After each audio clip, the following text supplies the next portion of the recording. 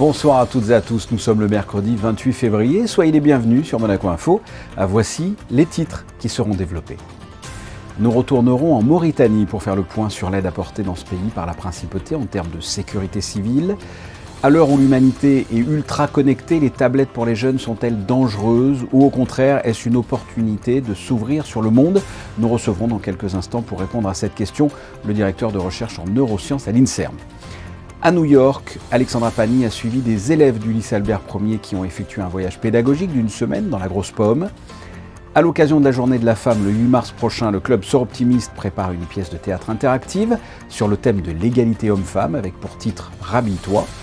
Nous vous présenterons avec Vincent Vatrican le film Voyage en Italie de Roberto Rossellini qui sera projeté mardi prochain au Théâtre des Variétés. Vous pourrez le constater, le tournage de ce film en noir et blanc a été plus qu'atypique.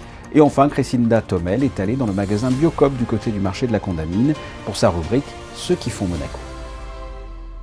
Prenons la direction de la Mauritanie où une équipe de Monaco Info suit actuellement la visite officielle de la ministre des Relations extérieures et de la Coopération, Isabelle Berrou-Amadei. Elle est accompagnée notamment dans ce déplacement par le colonel Tony Varro, commandant supérieur de la force publique. Il faut savoir que le corps des sapeurs-pompiers de Monaco entretient des liens étroits avec la Mauritanie, des liens historiques qui remontent à 1996, basés sur des échanges de savoir-faire, du don de matériel et de la formation. 3 casernes ont aussi été financés grâce à l'appui financier du gouvernement princier. Le colonel Varro revient sur ses excellentes relations avec la sécurité civile mauritanienne au micro d'Émilie Rousseau. L'un des partenariats les plus historiques, si ce n'est le plus historique entre un pays africain et Monaco. Tout d'abord, est-ce qu'on peut revenir sur la genèse de ce partenariat ? Alors, effectivement, ce partenariat, c'est le plus ancien, puisqu'il était antérieur à la création de la direction de la coopération internationale. Elle a démarré avec mon prédécesseur, qui était le colonel Bersian, qui, lors d'une une séance de l'OIPC, avait rencontré son homologue, mauritanien, qui demandait en fait de l'aide. Et c'est à cette occasion-là en fait qu'un accord, a été passé technique entre les sapeurs-pompiers de Monaco et les protections civiles de la Mauritanie. 1996 jusqu'à aujourd'hui, c'est un partenariat qui a évolué avec le temps, qui est basé vraiment sur un rapport de confiance et surtout d'amitié. Oui, effectivement, parce que les différents échanges au cours du temps, que ce soit les sapeurs-pompiers de Monaco qui sont venus en Mauritanie former nos camarades mauritaniens et l'accueil des sapeurs-pompiers mauritaniens en principauté, a créé effectivement des liens solides que vous avez pu constater aujourd'hui et qui ont permis effectivement d'établir un climat de confiance. On reste dans le domaine des relations internationales. Anis Wood, en qualité d'ambassadeur de Monaco à San-Marin, a présenté ses lettres de créance à messieurs Filippo Tomanini et Gaetano Troina, capitaine régent de la République de San-Marin. La cérémonie s'est tenue au Palazzo Publico. Pour information, Anis Wood est déjà accrédité en Italie, en Slovénie et à Malte. On change totalement de sujet, on va parler de tablettes et de numérique. C'est un fait, nous vivons dans un monde hyper connecté entre ordinateurs, tablettes, téléphones. Il suffit de regarder dans la rue, dans un bus ou sur une terrasse de café. Il y a forcément quelqu'un, voire parfois tout le monde, avec un téléphone à la main en train de regarder des vidéos, d'aller sur ses réseaux sociaux et autres. Nous le faisons nous adultes et c'est pareil pour les jeunes. Est-ce dangereux? Avant de recevoir notre invité, le directeur de recherche en neurosciences à l'INSERM, qui répondra à cette question, Frédéric Elion est allé à votre rencontre pour connaître les habitudes de vos enfants face aux écrans, entre la durée et le contenu. On regarde. En ce moment, je sais pas, une dizaine de... 3 heures. Pendant les vacances. Pendant les vacances, je sais pas, d'après vous, combien vous passez de temps vous? Je sais pas, je peux regarder dans les paramètres. À 5 heures, ça me met. Ouais. Quand tu es justement sur le téléphone, sur ces 5 heures, c'est quoi? Ça va être des vidéos YouTube, du sport, des amis. TikTok, Instagram et TikTok. Le mien, il a 2 ans. L'idéal, c'est très peu d'heures par jour. Mais nous, franchement, c'est généralement le matin pour préparer. Donc avant de partir au travail, on est dans le rush. Donc je le mets 10 minutes, temps de prendre sa douche et tout ça. Il y a des jours où c'est pas du tout, il y a des jours où ça peut être 3 quarts d'heure, 1 heure, selon l'âge, ça dépend, voilà. Et quand ils sont devant, qu'est-ce qu'ils regardent? Est-ce que c'est plutôt des petits jeux, des dessins animés? Plutôt, pour celle qui a 8 ans, des petites séries adaptées à son âge.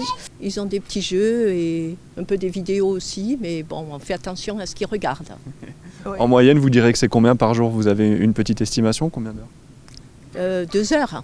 La grande, elle passe pas mal d'heures sur Instagram. Et la petite, beaucoup YouTube, Netflix, les dessins animés, tout ça. des jeux, des séries, des dessins animés. Pour approfondir cette thématique, il faut savoir que l'exposition des enfants aux écrans est souvent pointée du doigt pour expliquer les retards cognitifs, les difficultés sociales ou les troubles de l'apprentissage et du sommeil. Mais qu'en est-il vraiment? Quel est l'impact des écrans sur le cerveau des enfants? Avec nous ce soir un directeur de recherche en neurosciences à l'INSERM qui a écrit plusieurs ouvrages à ce sujet, Michel Desmurger. Bonsoir. Bonsoir. Il y avait dans ma génération le débat, faut-il laisser les enfants devant leur écran de télévision ou non? Ce débat a changé désormais et s'est transformé en faut-il laisser les enfants devant leur tablette? Je vous pose tout simplement la question, est-ce que pour vous la tablette est néfaste? Ah oui, oui, clairement. Enfin, en tout cas, c'est ce que montre la littérature. En fait, c'est toujours le même débat, sauf que maintenant, au lieu d'être attaché à la télévision dans votre salon ou je ne sais où, vous avez la télévision et les écrans en général et l'ensemble des écrans, les jeux vidéo, les réseaux sociaux. Donc, il y a une multiplication des écrans qui est dans votre poche et qui vous accompagne constamment. Et donc, la littérature, de ce point de vue, est on ne peut plus consensuelle, même si parfois on continue à entendre le contraire, comme ça a été le cas pour tous les grands problèmes de santé publique. On a commencé par nous dire que c'était pas vrai. Maintenant, on nous dit que c'est vrai, mais que bon, faut éviter les paniques morales. Donc voilà. Et puis on finit par nous dire que c'est vrai, mais que c'est pas aussi important que ce qu'on pensait. Voilà, les effets, ils sont massifs, ils sont importants. Mais quels sont ces dommages? Quand vous dites que c'est un effet négatif, quels sont les effets négatifs en fait? Les effets négatifs, il y a deux choses. Il y a un effet négatif de l'écran lui-même, c'est-à-dire que le cerveau, il n'est pas fait pour absorber autant de stimulation cognitive et visuelle.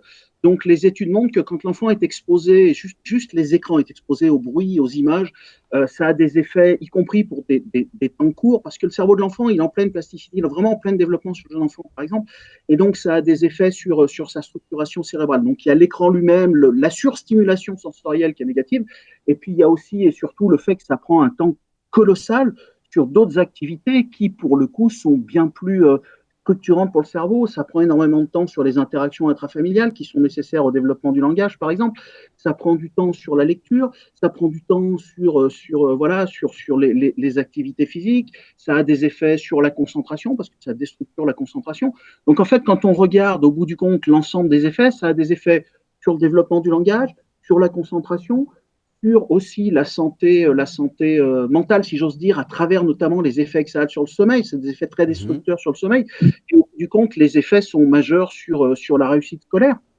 Oui, voilà, parce que j'ai l'impression aussi qu'il peut y avoir des effets positifs. Une tablette, ça reste aussi une ouverture sur le monde. C'est en fonction aussi de ce que l'on regarde sur la tablette.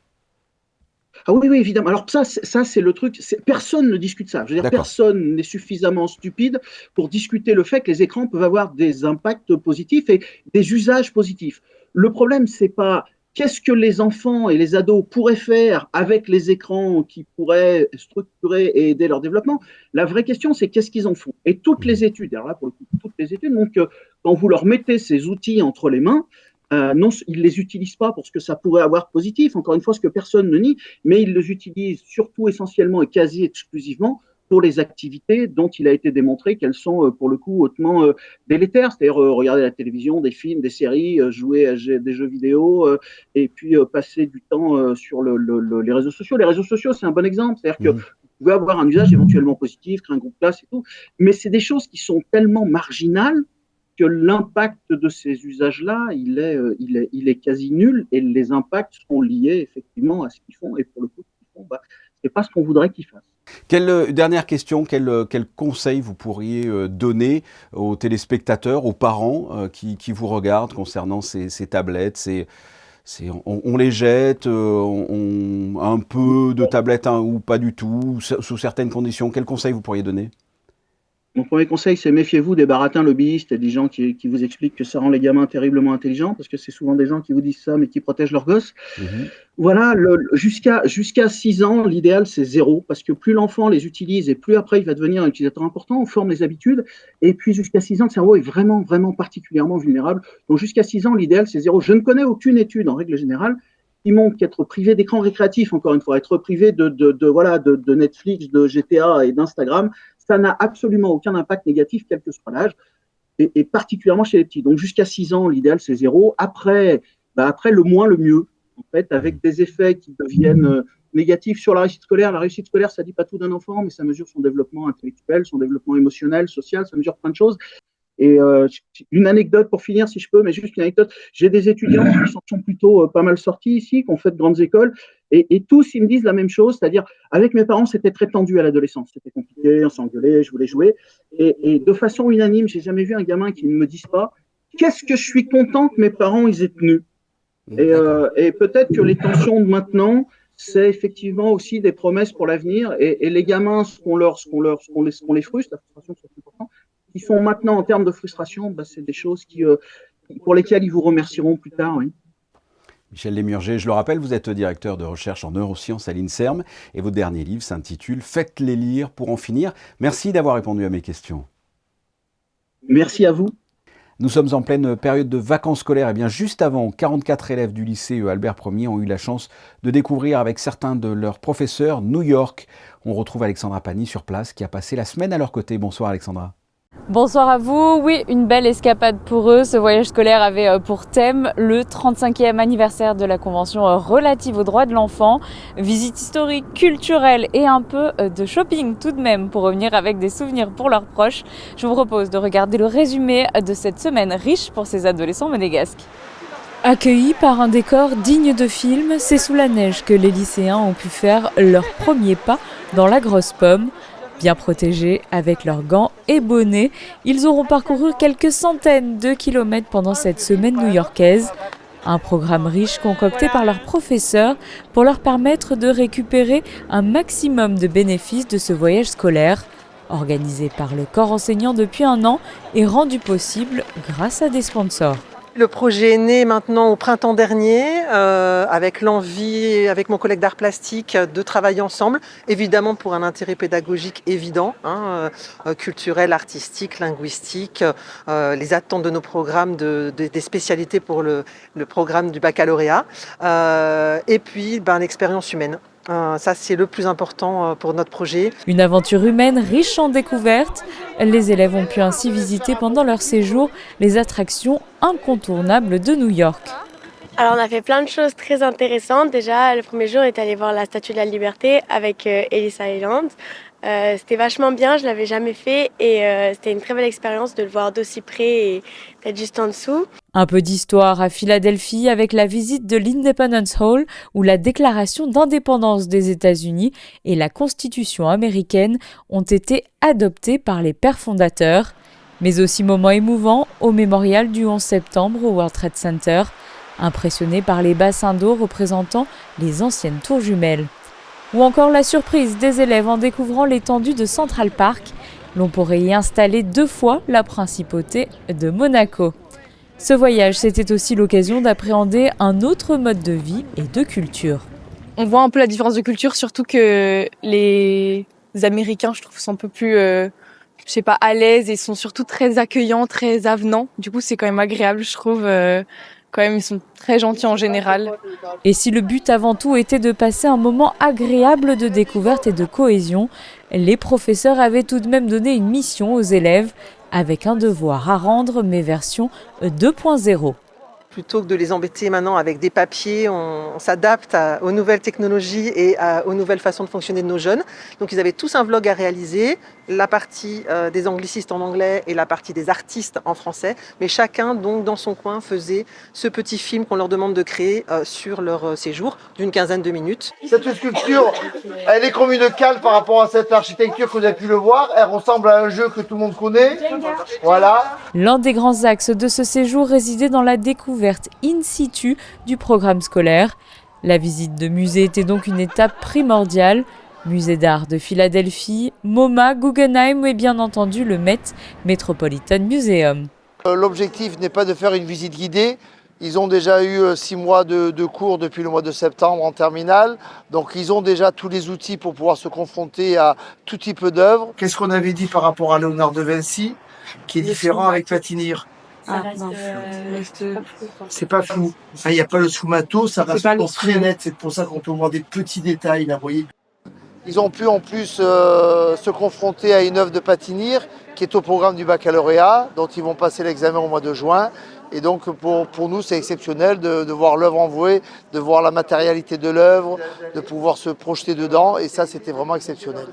Rendre vivant ce qui a été enseigné tout au long de l'année, une méthode efficace pour un bon apprentissage. Par exemple, nous sommes confrontés aux œuvres des impressionnistes telles que du Claude Monet, du Pissarro, etc. Mais aussi, on peut être confronté à d'autres œuvres plus abstraites telles que, je sais pas moi, on va dire du Paul Klee ou alors des œuvres plus contemporaines comme du Warhol. Et ce qui est sympa, c'est que voilà, ça permet d'avoir un rendu visuel et réel avec les œuvres qu'on étudie en cours. Le bac reste en ligne de mire et Jérémy, élève en terminale, a ainsi profité de ce séjour new-yorkais pour réaliser l'un de ses projets qui comptera pour sa note de fin d'année. J'ai designé des stickers que par la suite je colle un peu partout dans New York. Là j'en ai un, il me reste plus rien, j'ai tout collé. À la suite de mes projets précédents, j'en suis venu à l'idée de faire des graffitis vraiment réalistes. Mon projet 3 c'était un graffiti sur un mur. Et là je me suis dit, à New York, ça risque d'être compliqué d'en faire un vrai, parce que c'est complexe, et puis les législations et tout, ça risque d'être trop compliqué. Du coup, je me suis dit, pourquoi pas des stickers qui sont simples, rapides à poser, un peu de partout, où on veut, à Brooklyn, ou dans le Bronx, ou dans le Queens. On peut en voir beaucoup plus, et j'adore cette ambiance-là, il y a des stickers de partout, des tags, des graffitis à tous les murs, il faut regarder vraiment de tous les côtés pour voir un peu tous les détails. Et du coup, oui, je m'inscris dans ça totalement, ouais. Troisième volet de ce séjour, les célébrations du 35e anniversaire de la Convention internationale des droits de l'enfant. À cette occasion, les élèves et professeurs ont été reçus au siège des Nations Unies à New York, où ils ont pu suivre une visite guidée. Salle du Conseil de sécurité, Assemblée générale, tous ces lieux qu'ils ont déjà vus maintes fois dans l'actualité se trouvaient à présent face à eux. Ils ont ensuite pu s'entretenir avec Virginia Gamba, la représentante spéciale du secrétaire général pour les enfants et les conflits armés, dans les locaux de la mission permanente de Monaco auprès des Nations Unies. C'était le volet humaniste de notre projet. On voulait absolument parler des droits des enfants notamment. Et donc aujourd'hui, évidemment, ça a été le point d'orgue de notre séjour avec une visite qui était très attendue par toute l'équipe, tout le groupe et qui s'est très bien passée, qui est à la hauteur de nos espérances. C'est avec des souvenirs plein la tête et de nouvelles amitiés que les lycéens se sont envolés pour la principauté. Nul doute que ce voyage restera longtemps gravé dans leur esprit. Revenons à Monaco. Le club Sœurs Optimistes prépare une pièce de théâtre interactive sur le thème de l'égalité à l'occasion de la Journée de la Femme le 8 mars prochain. De quoi s'agit-il et quel est son concept? Nous avons assisté aux répétitions. Reportage de Christina Tomel et Alexandra Marangoni.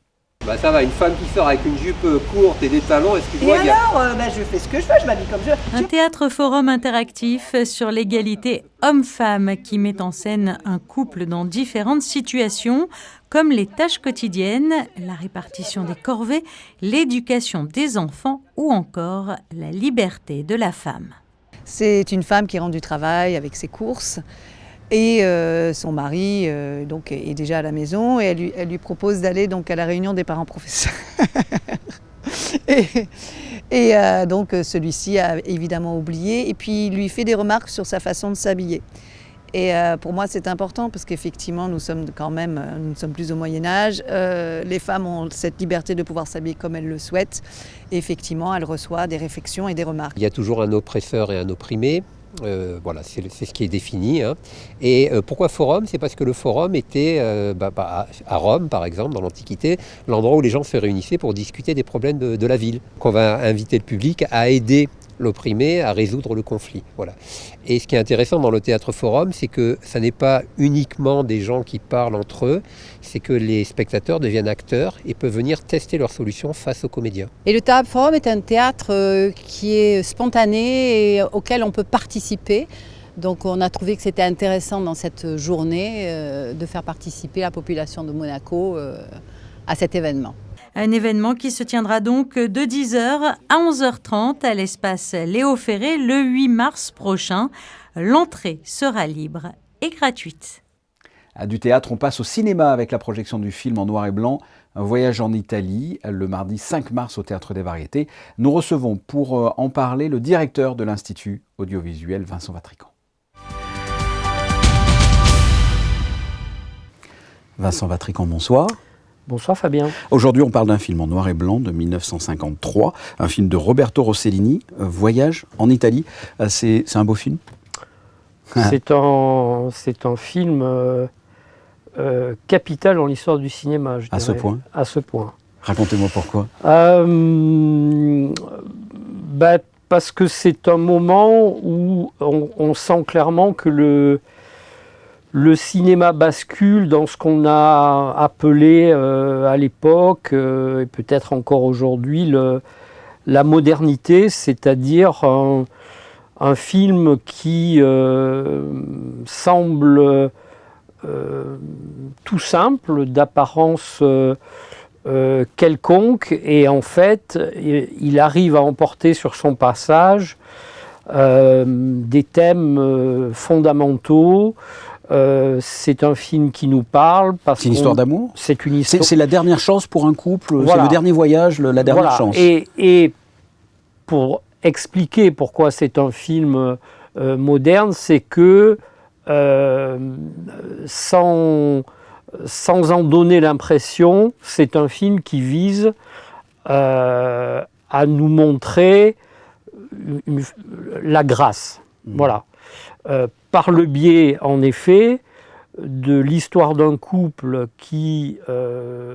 anglais, qui se retrouve à Naples, en Italie, pour une question d'héritage, et dont ce couple, ressentir très vite un tiraillement, chacun partant de son côté, dans une découverte de l'Italie, en tout cas de ce que chacun pense trouver dans la culture italienne qui le comble et qui comble justement l'absence de l'autre, pour finalement découvrir à la fin que l'amour est le plus fort. Et ce qui était d'ailleurs le titre original français avant qu'il soit rebaptisé Voyage en Italie. Donc je disais un film très simple, mais un film qui nous va droit au cœur et qui est d'une force incomparable. Alors c'est un film moderne pour l'époque. Est-ce que c'est un film moderne maintenant ? Est-ce qu'il a bien vieilli ? Alors, c'est étrangement un film qu'on peut revoir inlassablement, peut-être même avec la même appréhension, puisqu'on sait que Rossellini l'a tourné un peu de manière décontractée. Il faut peut-être dire aux téléspectateurs... C'était mal engagé au départ, parce que ce n'était pas ce film qu'il voulait faire. Il voulait faire une adaptation de Colette. Hein. Absolument. Il venait à Naples tourner une adaptation de duo de Colette avec George Sanders et sa femme Ingrid Bergman, qui ne parle pas du tout italien, mais anglais. Il écrit le scénario au fur et à mesure. Exactement. Arrivé là-bas, il apprend que pour des questions de droit, il n'aura pas l'autorisation de tourner le film. Et donc, il improvise sur place. Parce qu'il veut garder les deux comédiens, notamment George Sanders. Voilà. Et donc, couple anglais, parce qu'il parle anglais. Il faut savoir que la version originale de Voyage en Italie, bien qu'étant un film italien, c'est un film anglais, puisque les deux acteurs principaux parlent anglais. Et c'est vrai que la confrontation des personnages avec l'Italie profonde, la beauté des paysages, des musées, de l'histoire italienne qui les accompagne, est absolument bouleversante. Allez, on va se faire un petit voyage en Italie. Merci Vincent. Merci Fabien. After 8 years of marriage, it seems we don't know anything about each other. Now that we're strangers, we can start all over again at the beginning.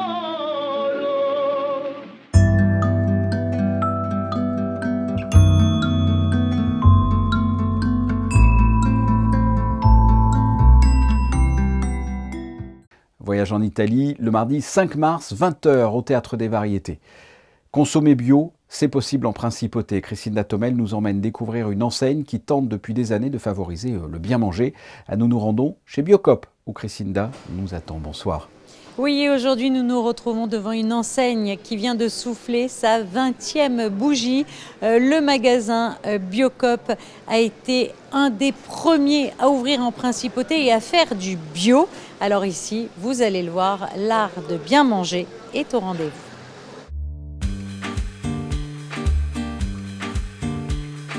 Biocop, c'est un réseau coopératif, c'est pas moi qui l'ai lancé, hein.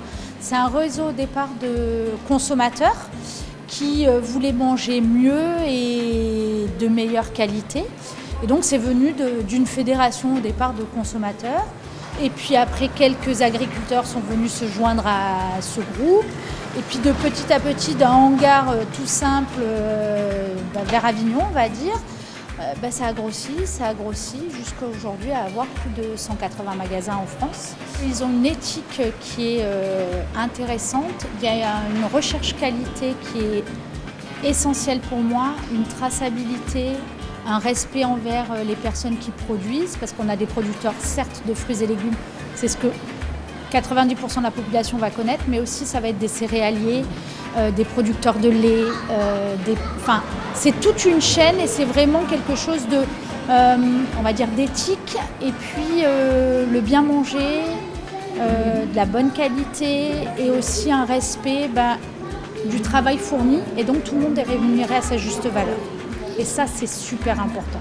Alors justement, souvent les gens pensent bio et pensent que c'est cher. Est-ce que c'est un adage ou est-ce que c'est la réalité? Alors, ça peut être la réalité, souvent sur les produits transformés, des plats préparés, des choses comme ça. Oui, effectivement, ça va être un petit peu plus cher parce que les économies d'échelle sont plus importantes, notamment pour les ateliers de fabrication.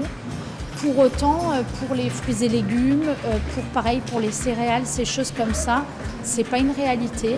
Et ce qui est important, c'est de consommer évidemment bio de préférence parce que la qualité nutritive est plus importante, mais aussi le plus près de chez soi pour réduire justement les coûts. Donc c'est pas une fatalité. Alors aujourd'hui, on entend beaucoup parler du bio, mais il y a quelques années de ça, vous étiez vraiment précurseur. Qu'est-ce qui vous a donné envie ? J'ai eu des enfants et donc envie de transmettre quelque chose qui est essentiel pour eux, de les permettre de bien démarrer dans la vie. Donc c'était cette démarche-là. Après, j'ai toujours eu je suis une fanade de bien manger et de la bonne chair, donc ça s'est inscrit tout simplement. Et c'était une époque où dans Monaco, il n'y avait pas et on imaginait que ça pouvait séduire pas que moi en tant que jeune maman, alors oui, ça a permis de donner le tempo, mais c'était de donner quelque chose de différent en principauté et de se spécialiser dans ça, parce que c'est bien aussi d'être un peu spécialiste de ce qu'on fait.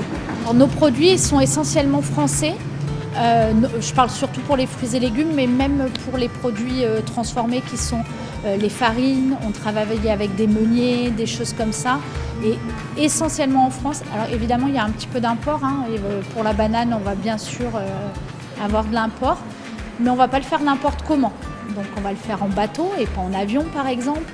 On va privilégier des bananes qui sont plutôt qui viennent d'Espagne, donc à la différence qu'ils peuvent venir de beaucoup plus loin et des dom-toms. Voilà, donc ce genre de choses-là, même si ça vient de plus loin, d'essayer de l'avoir le plus près possible. Et puis le grand atout de Biocop, et pas des moindres, c'est qu'ici on vous accueille toujours avec le sourire. Le magasin est ouvert du lundi au samedi de 8h à 19h. Et puis sachez que vous pouvez également passer commande de vos fruits et légumes et vous faire livrer soit à domicile, soit sur votre lieu de travail. Pour passer commande, rien de plus simple, soit vous vous déplacez, vous venez ici en boutique ou alors tout simplement en ligne. Passons prévision météo avant de refermer ce journal. Le temps va-t-il s'améliorer ce jeudi, Frédéric ? Oui Fabien, fini la grisaille, aucun risque de pluie jeudi, il fera beau une grande partie de la journée avec un ciel bien dégagé et quelques légers passages nuageux. Il y aura du vent avec des rafales pouvant atteindre les 40 km/h. Les températures vont remonter avec 12 degrés prévus le matin et 18 l'après-midi. Jeudi 29 février, ce sera la Saint-Auguste. Merci. Dans quelques semaines, Frédéric, vous serez probablement au Rolex Monte Carlo Masters, dans un petit peu plus d'un mois, du 6 au 14 avril. Et bien du côté du Monte Carlo Country Club, on prépare l'événement et ce sont les photos de fin de journal de Stéphane Dana. On se retrouve pour une nouvelle édition jeudi à 19h. Je vous souhaite de passer une excellente soirée. À très bientôt. Au revoir.